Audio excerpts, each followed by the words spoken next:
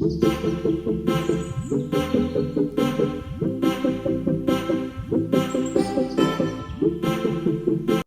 you want to become a model. Welcome to my channel where I help people with tons of modeling tips and tricks and getting into the industry. I'm going to be sharing 10 years plus of experience and giving you tips and tricks on how I've made some of the most popular brands my regular clients. Talking about Nike, Under Armour, Macy's, Saks Fifth, but I'm also going to be talking about how I transitioned from the fashion side of the industry to the fitness side and currently signed in the sports and fitness division with Wilhelmina in New York. So make sure you subscribe to stay up to date with the modeling info and content. Join my free school community with the link in the description. I'm literally going to be helping you find representation in just 30 days. So my story is a little unique, but it's an example of what can happen when you put yourself out there. So when I was in college studying psychology, upstate New York in 2015, I was working in the admissions office and a lady called saying that her son had just started a clothing line and he needed models for his brand. My manager at the time, who was literally sitting across the table from me, told her, listen, ma'am, I don't know any models, but I'm looking at this guy and he has green eyes, beautiful skin. Long story short, I went to the shoot. It made me the face of the brand and website. And I was home for Christmas break and I was telling my mom, listen, mom, I'm in college. I've been in college for 3 years now. I don't think this is for me. I don't know what I'm going to do with my life. My genius mother told me, listen, why don't you become a model? An idea popped in my head. I took that link along with my prom photos and any professional photo I could find. I compiled an email of my measurements, my experience, my vision, and I sent it to every agency in Manhattan. 10 agencies got back to me. I met with 5, was presented 3 contracts, and signed 1. I signed my first modeling contract with Red Model Management in New York City, and it was the beginning of my career, opened my eyes to the world of modeling and all it had to offer. Early in my career, I was most known for being the cosmopolitan guy on Snapchat.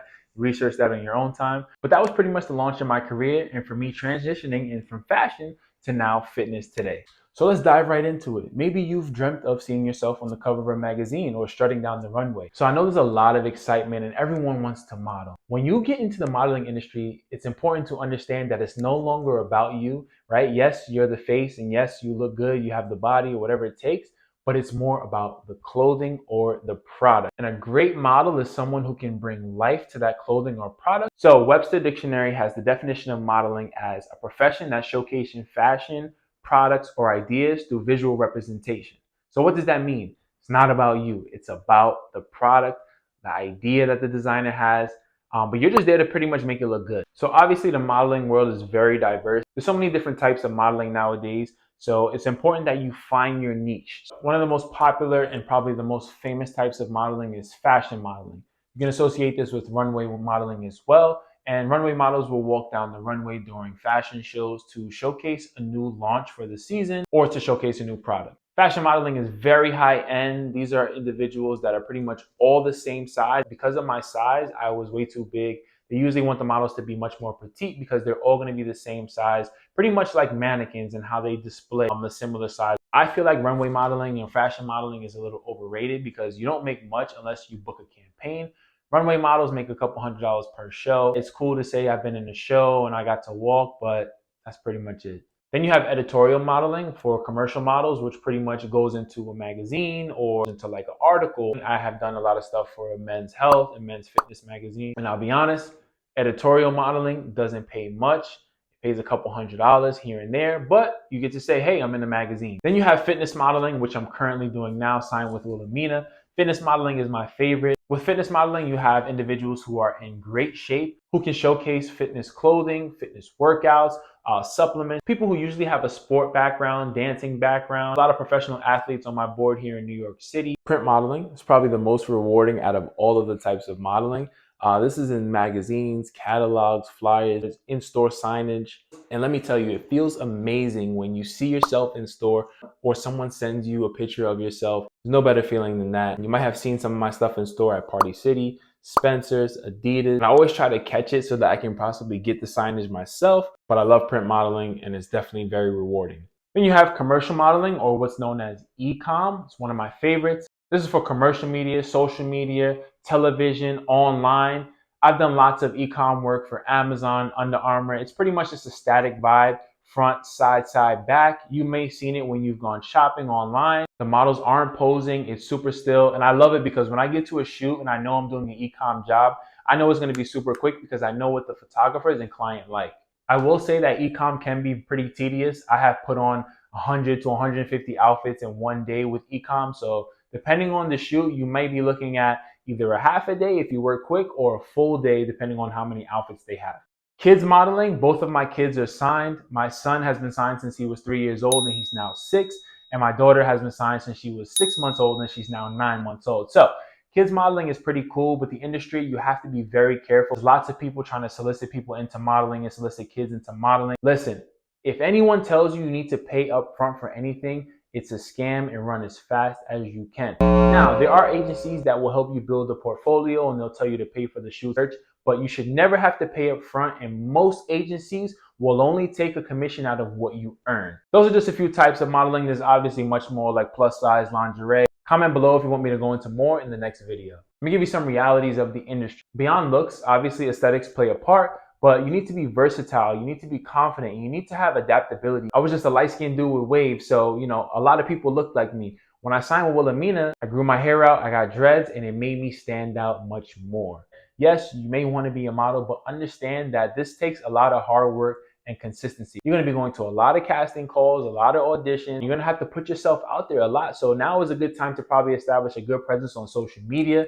That might give you the advantage, but understand that rejection is a big part of the game. Learn how to be able to take rejection, because you're going to go to a lot of places and think that you may have crushed it at the casting, but someone else might have the look that they're looking for, and it has nothing to do with you, but what the client wants. The industry is very competitive. Everybody and their mother wants to be a model. So how are you going to stand out, right? What's going to set you apart from the next person when it comes to booking a gig? So now that you know the essence of modeling goes beyond appearance, and it does take a lot of hard work and skill, it's super competitive and you got to constantly be doing things to adapt and change. So how do you get started within the industry? The first thing that I'm going to recommend you do is build a portfolio. So you might not have that lucky story like me where someone makes you the face of their brand and you can send those photos out. So a lot of people are going to tell you to get a professional photographer, meet with someone with a really nice camera. But the way the iPhone is set up nowadays, you don't really need that. You can take some really good photos on your phone with the portrait mode, clean background, clean clothing, right? Nothing in your face, showing everything that you have to offer. You can build this portfolio before or after finding representation, but I recommend doing it before so that you can showcase how diverse you are. I'm going to give you a few different tips on how you can build a really strong portfolio so that when you do present yourself to these agencies, it makes it a little easier for them to make that decision. Make sure you get some high quality photos with headshots, full body, different outfits, different settings to show a range in everything that you cover. Have a variety in looks and poses. So you want to change your outfits, maybe 2 to 3, 4, 5 outfits, right? Different poses, which I'm going to make a video on how to pose exactly and how you can switch that up.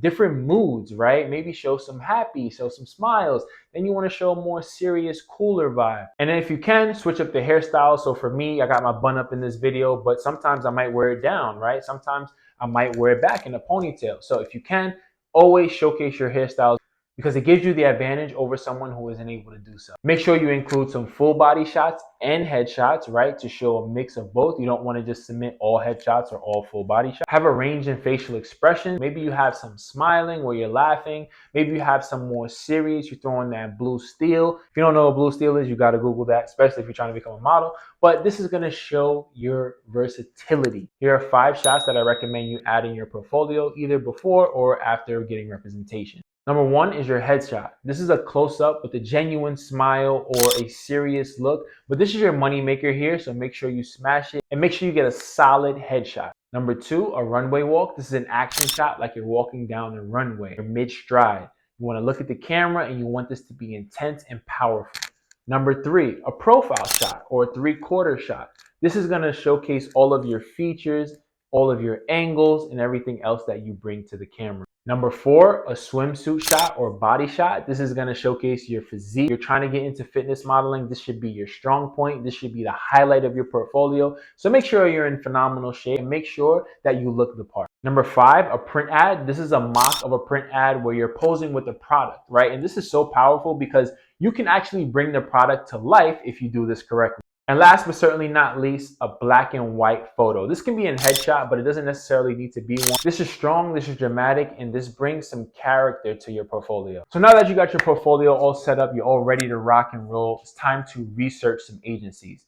This is very important and this is key. Like I said, with the kids modeling, there's a lot of people out there trying to solicit people to join the modeling world and to have them pay money, right? Like I said, you will only have to pay out of what you earn. So nothing up front. If they tell you to pay money up front, it's a scam. If they tell you they got to help you build a portfolio and you got to pay the photographer, I know there are some agencies that will help you do that, but you can continue to look around and find agencies that won't need that. So the first thing you want to do is hone in on your niche, right? Figure out if you want to be a fitness model, a plus size model, print model. What is it that you want to do, and research those agencies in your area or in your market. Now, you want to look for reputation and credibility. What I would do is check out the reviews of these agencies and see what people are saying about these agencies.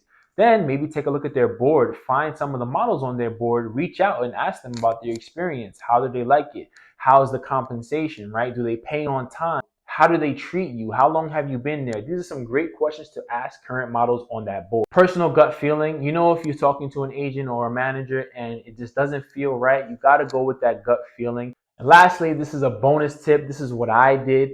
I recommend finding agencies that have people that don't look like you. So from my case, what I did with Wilhelmina is I saw that they had a lot of light-skinned black dudes, but they didn't have a lot of light-skinned black dudes with dreads in my look or with hazel eyes. So hone in on your niche, do your research, find the agencies in the area, do your research on that agency, ask the models and current people signed to that board, their experience, look at the reviews online, attend the open calls and auditions, go where there's a lack of people that look like you, and most importantly, trust your gut feeling. After you land a couple meetings, you narrow it down to a few agencies. Don't put all of your eggs in one basket. Make sure you ask the right questions, check out the percentages, read the contracts thoroughly, and make sure you understand what you're getting yourself into. Most agencies will only take 20% of your earned income, so you will stay with 80%. But understand now, you will be an independent contractor, which means you will get a 1099 and you pay your own taxes. So anything you earn, make sure you always put 20% aside to pay for tax. And understand that this is a very inconsistent career.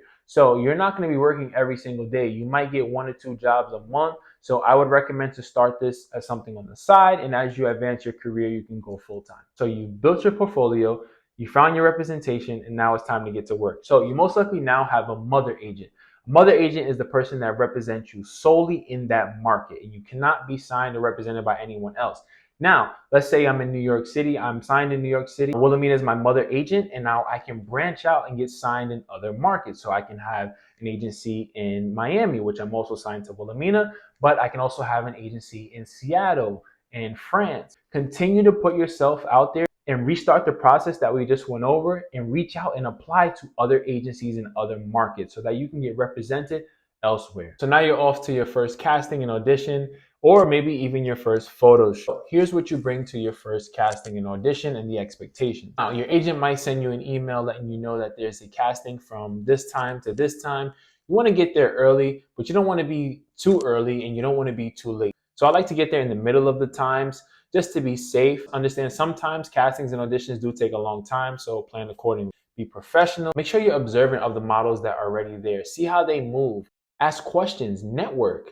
Follow people on social media so that you can start to build those relationships. Now, you do have to bring a comp card to these auditions. A comp card is going to have those digitals. Your agency should create this for you. If not, you can create it yourself with Canva, Adobe Express, all these things nowadays. But it's pretty much just your portfolio in physical form.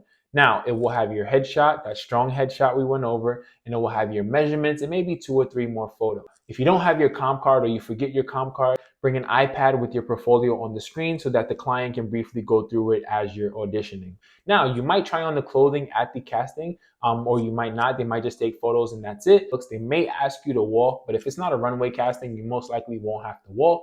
And that's it. It might take a while or it might go super quick. I've been in and out of castings in about 5 minutes. Understand now this is just a tryout. You're not booked.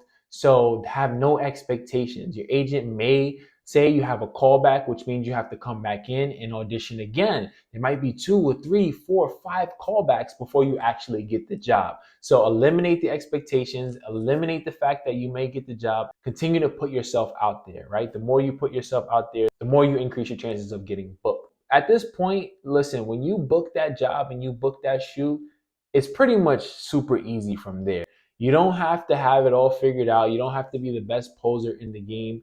They will tell you exactly what they're looking for and what they want specific to that product and shoot. You will learn on set, even if it's your first shoot. Take notice of how the other models are acting. Make sure you're confident, act like you've been there before, and just be coachable. Do what the client's asking for, and you're good to go. While you're on set, build those relationships. I've had a lot of jobs where they brought me back just because I have great relationships with the client. I was with Under Armour for like 2 years, constantly working. One of my current clients now, Sammar, we have an amazing relationship. I've shot with them in Arizona. I've shot with them in Miami, Marina Del Rey in California. So we have an amazing relationship. And when it comes time for them to have a shoot, you're the first person that comes to mind because you already know how things go. You already know how that client works and the things that they love. And the client is going to tell you everything you need and everything they want as far as posing, moods, how often you should smile, if you shouldn't smile, which these are great questions to ask as well. If the photographer or client is not good at giving direction,